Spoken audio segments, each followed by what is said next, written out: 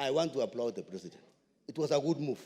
We support him, and we want to see that the KKIA, Mr. Speaker, is immediately done to a better standard, because we need to have a better airport, Mr. Speaker. Thank you, Mr. Speaker. Thank you. Thank you, Mr. Speaker, for giving me this opportunity to share on this speech of the head of state.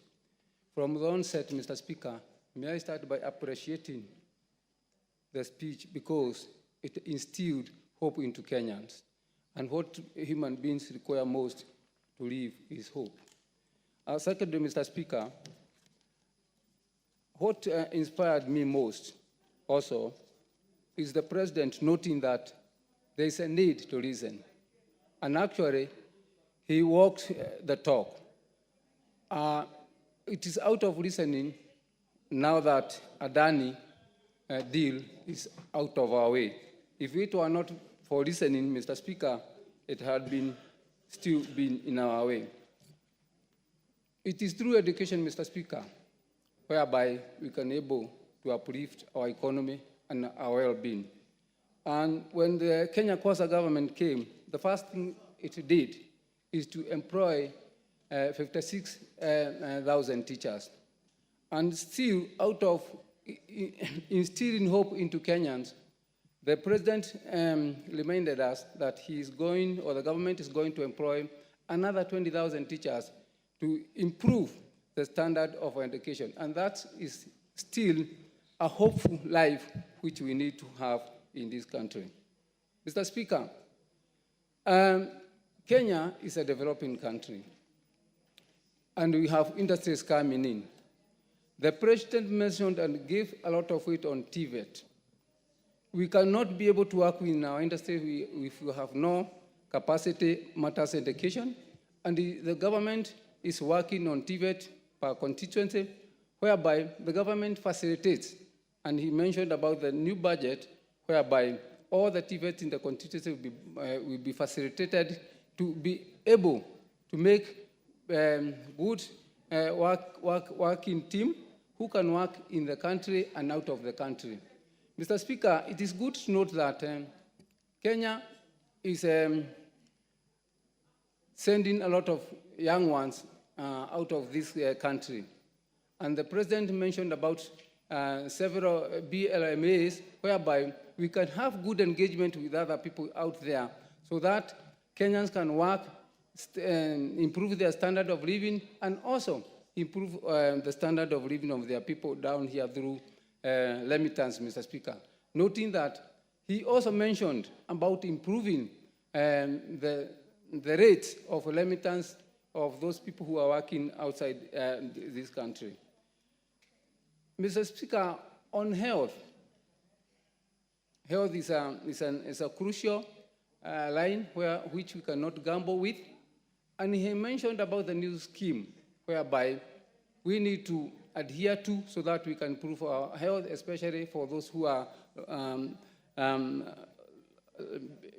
less benefiting from working. And on that, Mr. Speaker, for me, I say this to my fellow Kenyans: just register. Let's comment when you have registered. Don't talk when you have not registered, because you not benefit, you have not registered. And the strategy was put whereby people can be able to register, and then for other things follow. Mr. Speaker, the president also talked about ICT. We are in the world of ICT, and the government is committed to creating ICT hubs. In Rodo, we have 2.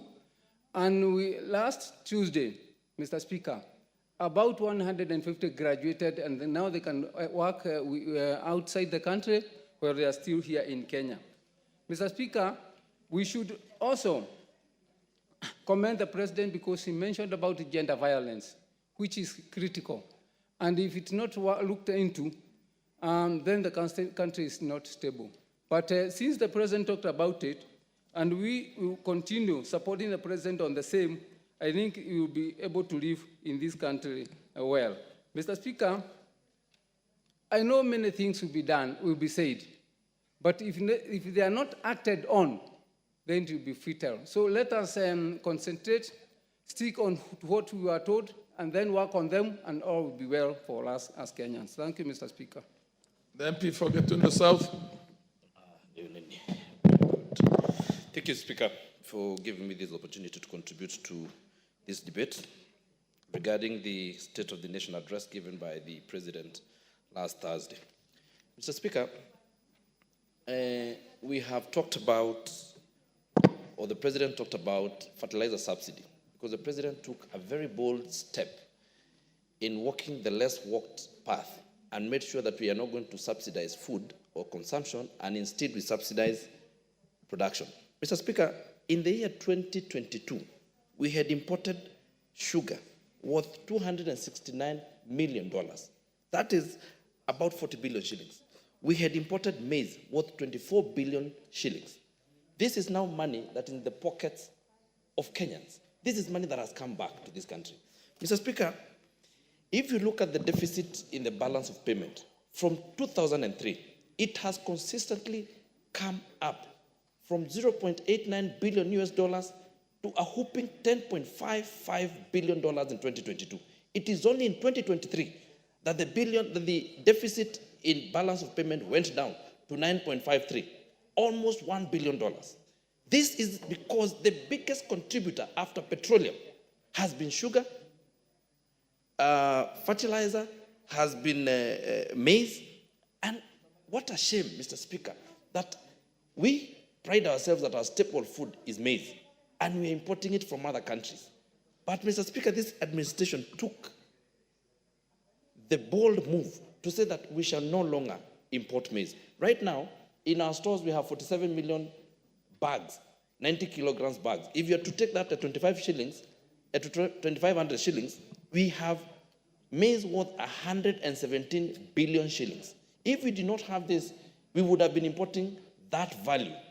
And at the current rate of dollar, then you can see the amount of money that would have been contributing to the deficit in the balance of payment. Mr. Speaker, the President talked of the issue of housing. The story that has not been told about housing is that, you know, we have 14% of our GDP going to government and going to taxes. But the rest of the money, why Kenyans are not able to put food on the table is because the cost of housing is so high in this country.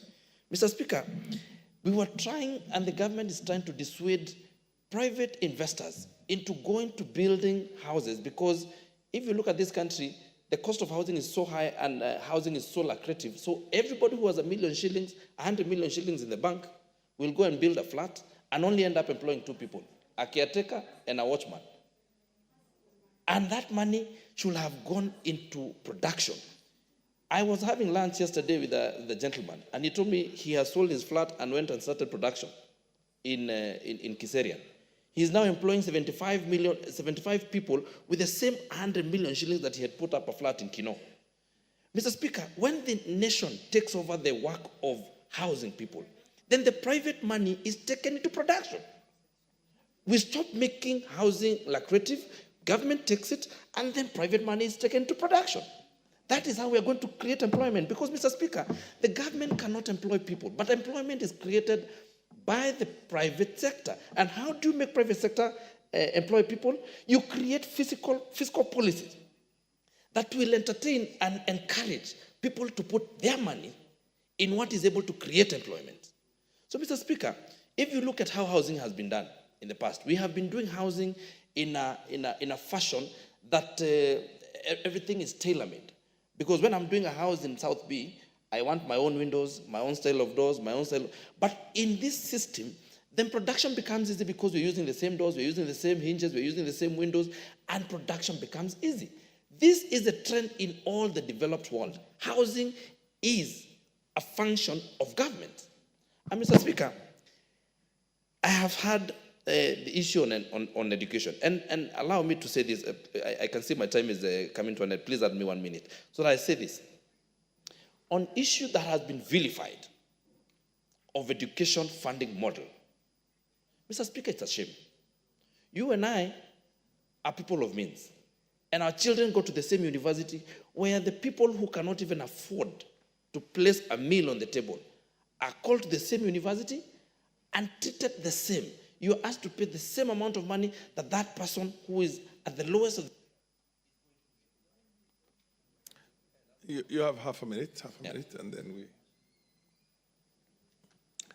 So, Mr. Speaker, what I'll say is, even as if we listen to the tone of the president, he's a president who has now seen that we need to listen. He said we must listen to the people, and we listen to them. But we also need to be very careful that we do not vilify every project that the government comes up with.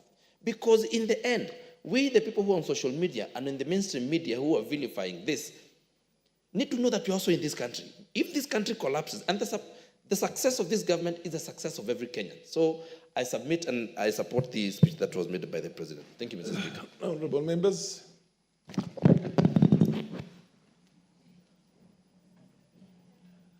Honorable members, we are going to have a session shortly, and I have taken note of the fact that there are many members of parliament who have been sitting the whole afternoon here, the MP for Turkana Central, MP for Ikalemani, the MP Honorable Kiragu, Mazamzam, Nigori MP, Manduku, Ruwaida, Beatrice Zalachi, Mawade, Mishimboko, and a few others. The chair will make sure that you get an opportunity, a dialysis opportunity.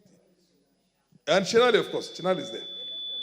All of you honorable members will get an opportunity, and it's likely that the same person is going to be on the chair. And under the circumstances,